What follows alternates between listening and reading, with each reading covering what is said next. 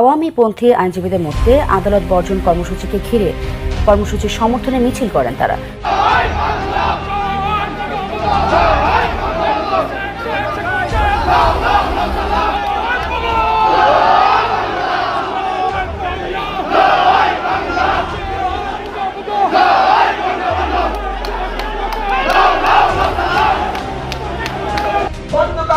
আমরা যে আদালত বর্জন আইনজীবী রাজপথে নেমেছে, তাই আসুন আমরা আইনজীবীদের বিবেককে জাগ্রত করে আমরা আদালত বর্জন সফল করি। এবার জয় বাংলা স্লোগানে উত্তাল সুপ্রিম কোর্ট আদালত প্রাঙ্গণ এলাকা।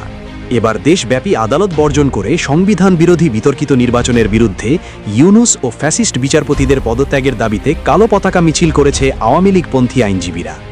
বিতর্কিত ফরমায়েশি রায়, নিরীহ আওয়ামী লীগ নেতাকর্মীদের গণহারে গ্রেফতার ও পুলিশি হেফাজতে নির্যাতন, আদালতে সরকারের হস্তক্ষেপ, পছন্দমতো বিচারপতি নিয়োগ, এতদিন এসবের প্রতিবাদ করে আসছিল আওয়ামী লীগপন্থী আইনজীবীরা।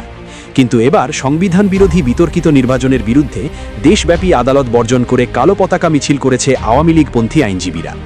বিক্ষুব্ধ আওয়ামী লীগপন্থী আইনজীবীরা স্লোগান দেন, ফ্যাসিবাদ বন্ধ করো, বিচার বিভাগ রক্ষা করো, সংবিধান বিরোধী অবৈধ নির্বাচন মানি না, মানব না, শেখ হাসিনা আসবে, বাংলাদেশ হাসবে।